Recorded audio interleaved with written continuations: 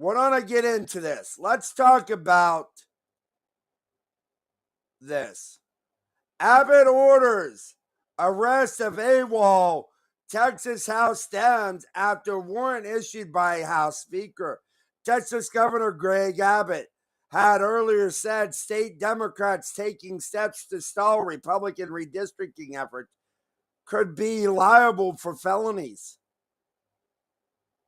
With the 4 p.m. Central deadline come and gone, Texas Speaker of the House, Dustin Burrows, announced this afternoon yesterday would sign arrest warrants against any absent Democrat lawmakers if authorized by a vote of the chamber. Shortly thereafter, the House did approve the warrants, and Governor Greg Abbott then swiftly called on the Texas Department of Public Safety to arrest the delinquent Texas House Democrats. The Democratic lawmakers ultimately did not return to Texas in time Monday to approve a quorum amid a fight to halt GOP efforts to redraw the state's congressional maps.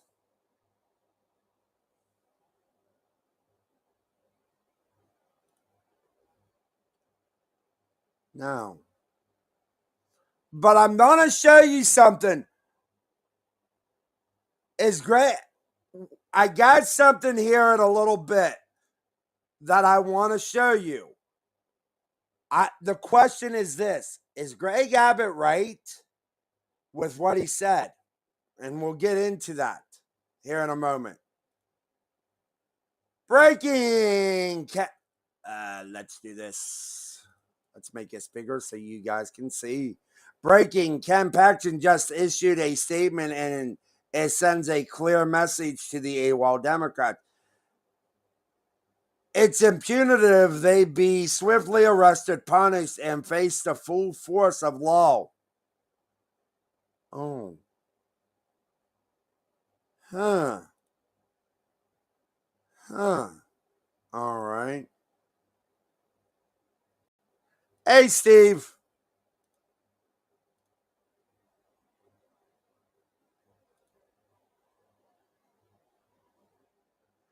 Hey, Shelley. Jasmine Crockett joins Dem, who fled Texas, says Republicans are weak and we about to beat you down. Oh, are ya? Are ya, black lady? Are ya? Are you? Because there's something that they don't want you to. This governor talks a lot of noise, and I made sure that I put up my warrant from 4 years ago to make it plain that they talk a lot of noise, but these guys are weak. That's why they're over here trying to bully people. Bullies are always weak. The difference is they expect Democrats to kind of be the nice guys that we are. They expect us to take the punch and say thank you. Well, I am here to tell you, not only are we going to punch back, but we're about to beat you down. We're going to win. What are you afraid of? What are you afraid of? I got a clip that I'm going to show everybody. What if I told you 4 out of the 5 districts that will get redrawn, 4 of the 5 will be minority based? What if I told you that 4 of the 5 districts would be majority minority based? What if I told you 4 out of the 5 districts that are getting redrawn would be Hispanic-led districts? What if I told you that 4 of the 5 districts that's getting redrawn will be Hispanic districts? How do I know this? Listening to Greg Abbott, listening to actually reading articles 4 of the 5 new districts would be Hispanic districts. The majority of the voters would be Hispanic in those districts. What are they scared of? I thought Hispanics were Democrat voters.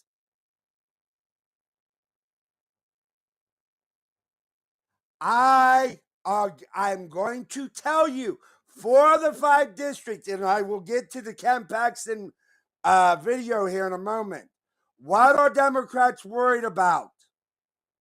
I thought Hispanics didn't like Trump's deportations.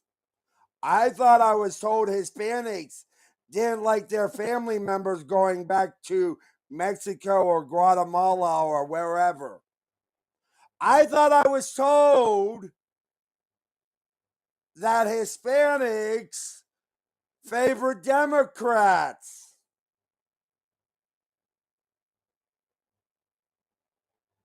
What are they scared of? The districts will still be a minority. They won't be a white district, voter-wise. What are these people scared of? What are they scared of? Are they scared because Donald Trump won Hispanics in Texas? Are they scared of Donald Trump won Hispanics in the 2024 election in Texas? Just asking.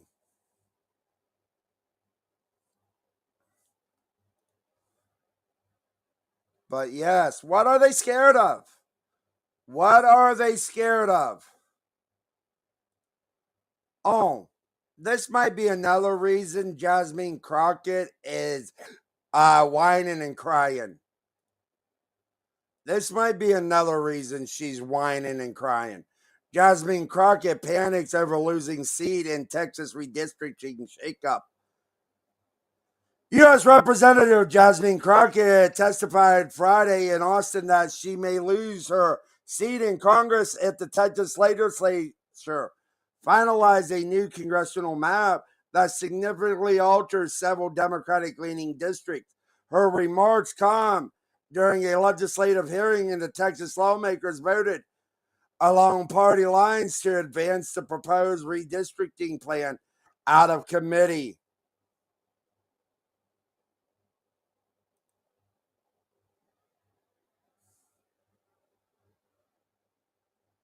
I know that this legislature did ask us as members of Congress to confirm our addresses.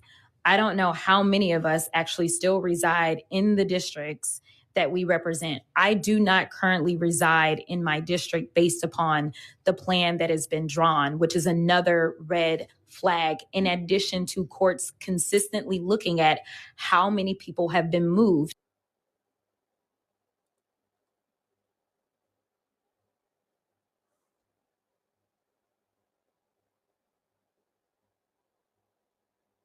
It's about power.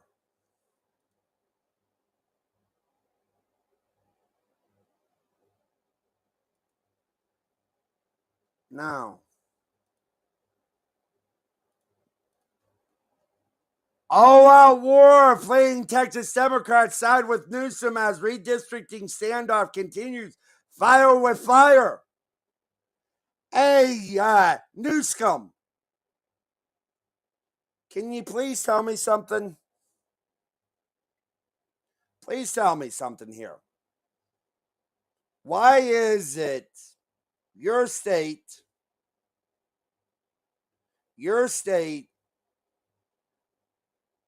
voted 40% Republican, but they have less than 20% of the seats in the federal Congress? Why is that?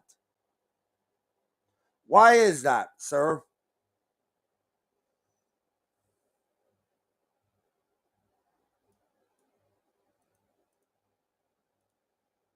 I haven't seen the maps, but we helped initiate those conversations. My team were part of those conversations last night.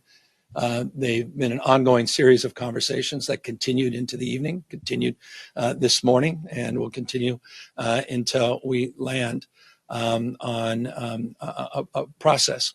That process has to have the concurrence, the support of 2/3 of the legislature. The maps, we believe, should be transparent. They should be provided in a transparent way to the public. And as a consequence, those maps are being processed and will be brought to light. I have not had the opportunity, nor am I getting into the details of what those maps look like. I'll allow more objective minds to do just that. But the ultimate determination will be by the people of the state of California. We will offer them the opportunity to make judgment for themselves. Again, only if Texas moves forward. We would maintain the framework of the Independent Redistricting Commission that I support, that I believe in. We would just allow for this mid-census redistricting to occur just for congressional maps in 26, 28, and 30. It would also state, as I said a moment ago, and I'll reinforce, that we believe it should be national model, independent national redistricting, and it would revert back to its original form. But it's done in response to the existential realities that we're now facing. Things have changed. Facts have changed. So we must change. I think it's in the spirit of, Lincoln's infamous second inaugural. We have to disenthrall ourselves so we can save this country. We've got to think anew. We've got to act anew. Things have changed. We're reacting to that change. They've triggered this response, and we're not going to roll over, and we're going to fight fire with fire. But we're going to do so not just punching with the weight of the fourth largest economy, the most populous state in our union, the size of 21 state populations combined, but we also will punch above our weight in terms of the impact of what we're doing. And I think that should be absorbed by those in the Texas delegation. Whatever they are doing will be neutered here in the state of California. And they will pay that price. And we believe public opinion is with our approach. And I appreciate the growing recognition in other states, of other governors of like mind, and the people of this country recognizing what's at stake. All right. All right, Mr. Newsom, I'll believe you. I will believe you right now. Let's continue. CNN host makes a keen observation that nuked the Dems narrative over Texas gerrymandering. All right. Let's hear what he says. Well, gerrymandering is one of those things that everybody does. Like, the idea that Donald Trump made this up is, I think, kind of insane. I don't think you really think that. I mean, I definitely didn't say that. They fled to Illinois, which is one of the most, gerrymandered states in the union. I happen to love this story because I love the political theater of it all. I love that they absconded. I love that now there are arrest warrants out. I think that the American people don't care at all about this. But what's most interesting to me about this is that these new 5, potential Republican-controlled districts are all majority Hispanic.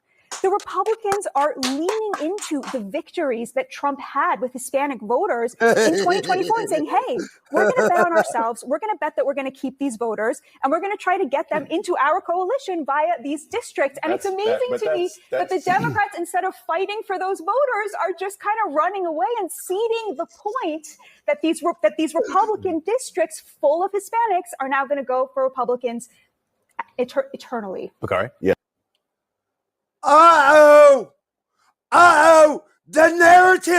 That narrative's going away. That's going away.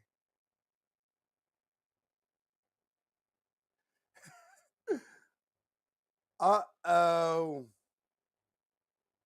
was said on CNN. Now,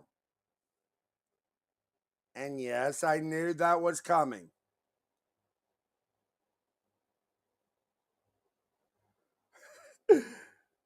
Yeah, Kitty, you're right. But let's continue. Let's get to Greg Abbott. Let's go to Greg Abbott. Democrats, what are you scared of? I thought Hispanics didn't like Trump. I thought you told us that Hispanics don't like the deportations. Which one is it? Which one is it?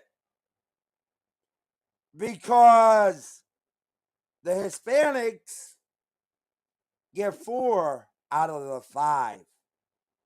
That's majority Hispanic districts. But Donald Trump's betting on himself that he will keep the Hispanics on his side for the midterms. And it looks like Democrats actually believe him. But let's go to Greg Abbott. But another thing, and that is what Texas is doing under these new maps. 4 of the 5 new seats will be a majority Hispanic seats. One of the seats is going to restore the Barbara Jordan seat over in the Houston area. And so these are seats where Democrats are having to come to grips with the reality. And that is, they are now losing the votes of Hispanics and Black voters in the state of Texas. And these districts are going to show that Hispanics and Blacks, as well as others, are voting for Republican, and Republican is their candidate of choice. And we will ensure that will be achieved at the congressional level in the state of Texas. But another thing. Why is it they're so mad? Why are you... Democrats, why are you so mad? Why are you so mad if the districts are Hispanic? Is it because they're not like Black people? They're not a monolith that vote 90-some% for Democrats? Just asking for a friend. Democrats, what are you worried about? They're going to be Hispanic districts.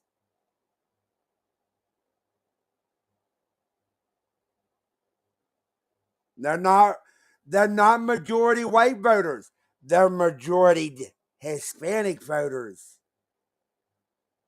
So, you're the ones that's scared of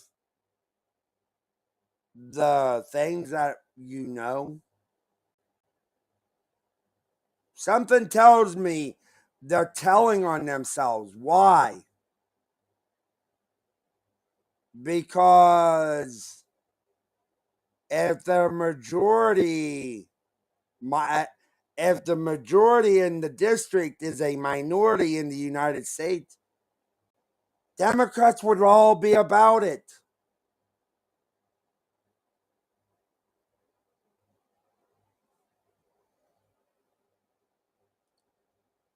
It's interesting to sit back and watch this and people realize what's actually happening. We're watching Democrats lose voters in real time.